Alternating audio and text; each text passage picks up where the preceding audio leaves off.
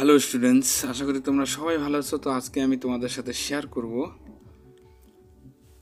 পশ্চিমবঙ্গ মধ্যশিক্ষা পর্ষদের অষ্টম শ্রেণীর ইংরেজি বিষয়ের Ryan Martin English question bank solve 2024। তো আজকে আলোচনা করব ফার্স্ট সামেটিভ এভলিউশনস 2024-এর যে কোশ্চেনটি আছে Alipurduar MC Williams high schools SS. তো পেজ নাম্বার হলো 127। তো প্রথমে এখানে একটি দেখো একের দাগের একটি কবিতা দেওয়া আছে, পোয়েম আর কি। তো এই কবিতাটি নাম হলো অ্যান এপ্রিল ডে এবং এর লেখক হলেন হেনরি ওয়ার্ডসওয়ার্থ লংফেলো। ওকে, তো আমরা এই কোশ্চেনটি বাংলা মানে সহ অ্যান্সার, একদম পুরো অ্যান্সার আলোচনা করব। তো প্রথমে আমরা কবিতাটি সম্পর্কে একটু জেনে নেই।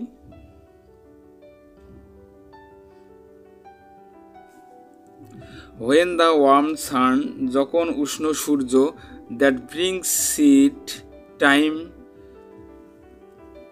যা বীজের সময়, and harvest, এবং ফসল নিয়ে আসে, has returned again, আবার ফিরে এসেছে, tea is sweets to visit the still wood, তো টি স্থির কাঠের দর্শন করা মিষ্টি, where springs the first flower of the plain, তো যেখানে সমভূমির প্রথম ফুল ঝরানো, I love the seasons well, তো আমি এই ঋতুকে ভালোবাসি, তো when forest glades are teeming with bright forms, তো যখন বনের গ্লাডগুলি উজ্জ্বল আকারে পূর্ণ হয়, তো nor dark and many folded clouds foretell, তো না অন্ধকার এবং বহু ভাঁজ করা মেঘ ঝড়ের, the coming on of storms, মানে ঝড়ের আগমনের পূর্বাভাস দেয়। তো এখানে এই কবিতাটি পুরো মানে সহ আলোচনা হলো সংক্ষেপে। তো এরপরে আমরা আলোচনা করব এ দাগে tick the correct alternative question. তো এখানে অল্টারনেটিভ কোশ্চেন দেওয়া আছে তিনটি।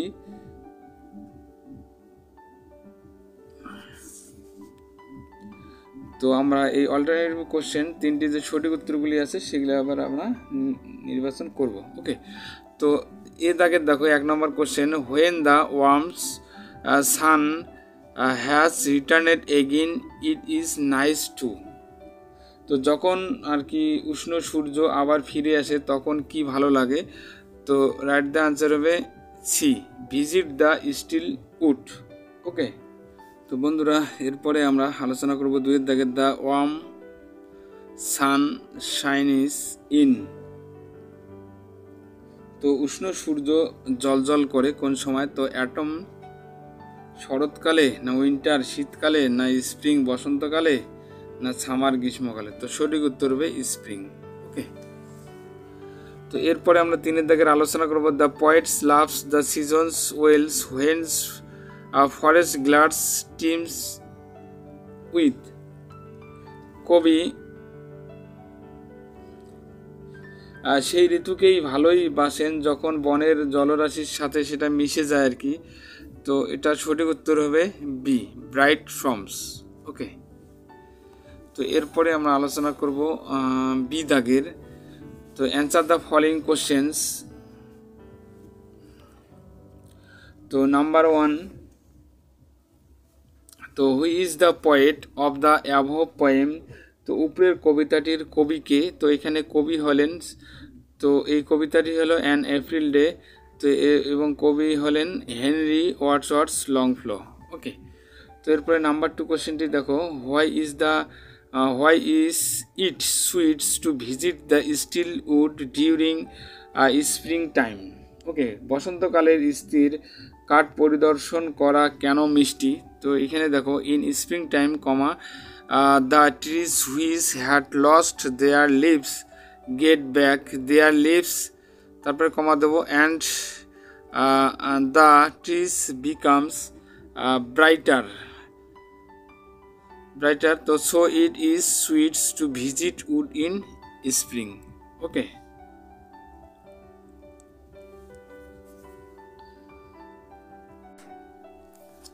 তো এরপরে আমরা আলোচনা করব সি দাগের find out word from the poems which means the ফলোইংস।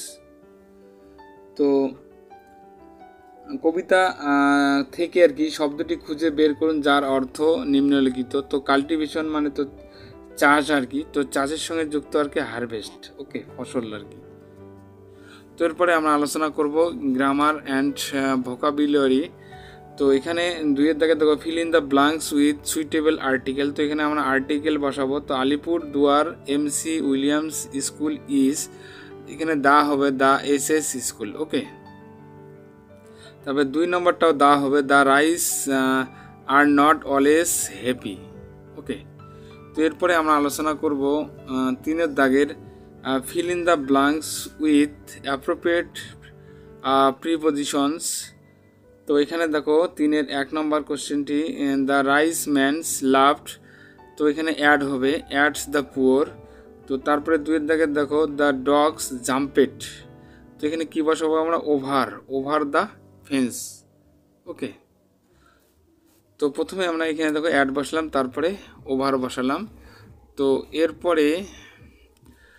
এরপরে আমরা 4 দাগে আলোচনা করব ডু অ্যাজ ডাইরেক্ট।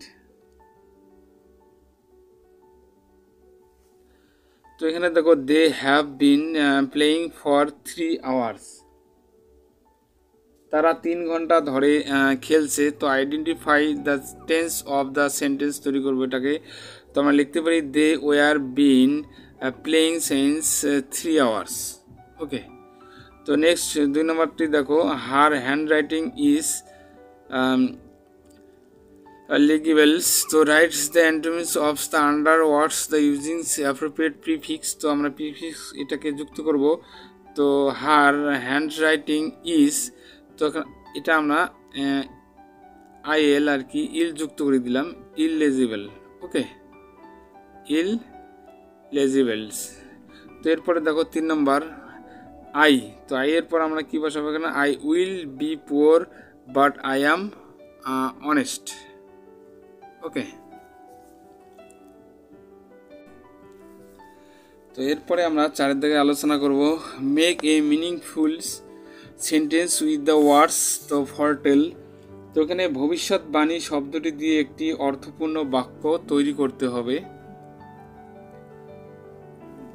তো আমরা এটা এইভাবে লিখতে পারি we can not foretells the future, তো আমরা ভবিষ্যতের ভবিষ্যৎবাণী করতে পারি না, ওকে। তো এরপরে আমরা রাইটিং আলোচনা করব। তো এখানে 5 দাগে দেখো prepare a flow chart on making of tea, তো you may use this hints.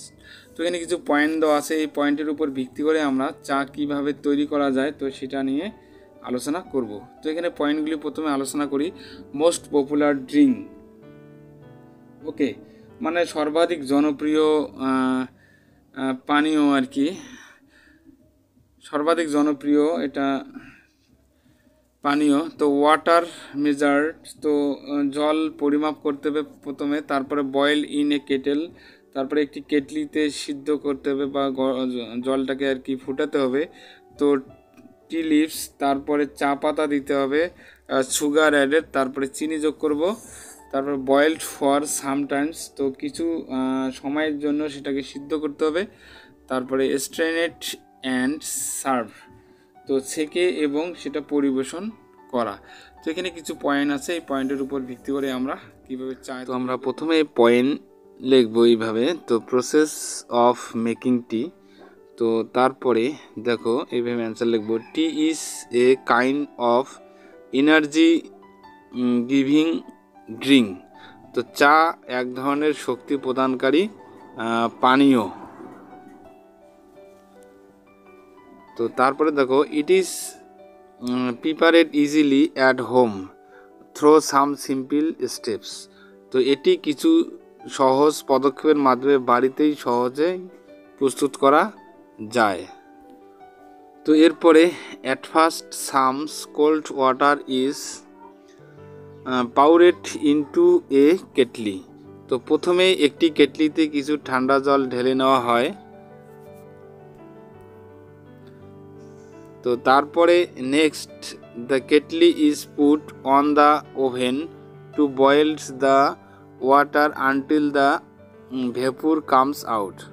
তো এরপরে কেটলিটি চুলায় রাখা হয় যতক্ষণ না বাষ্প বেরিয়ে এসে ততক্ষণ জল ফুটাতে থাকতে হবে। তো এরপরে now some tea leaves are put in a teapot. তো এখন একটি চায়ের পাত্রে কিছু চা পাতা রাখা হয়। তো after that's the hot water is poured in a teapot. এরপরে একটি চায়ের পাত্রে গরম জল ঢেলে দেওয়া হয়। তো next the teapot is covered with a lid and is left for 3 minutes for the tea leaves to soak in hot water.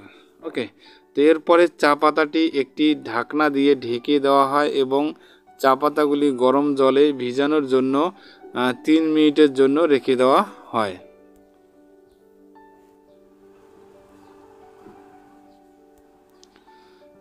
তো এরপরে in the next step sugar and milk are added to it and the whole mixture is stirred with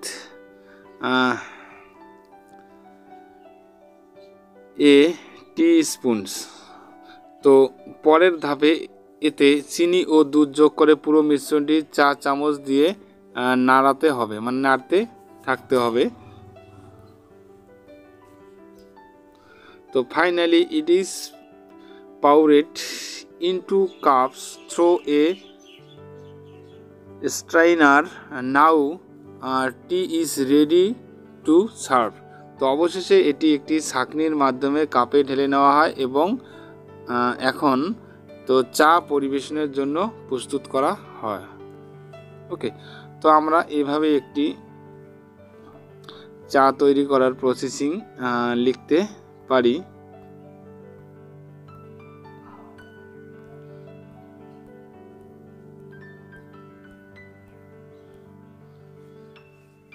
তো আমার চ্যানেলে নতুন হয়ে থাকলে অবশ্যই চ্যানেলটিকে সাবস্ক্রাইব করবে এবং বন্ধুদের মধ্যে বেশি বেশি করে শেয়ার করবে। তাহলে আজকে এই পর্যন্ত থাক, সবাই ভালো থাকবে, happiness day. Okay, please subscribe my channel. আমার ভিডিও দেখার জন্য তোমাদের সবাইকে অসংখ্য ধন্যবাদ।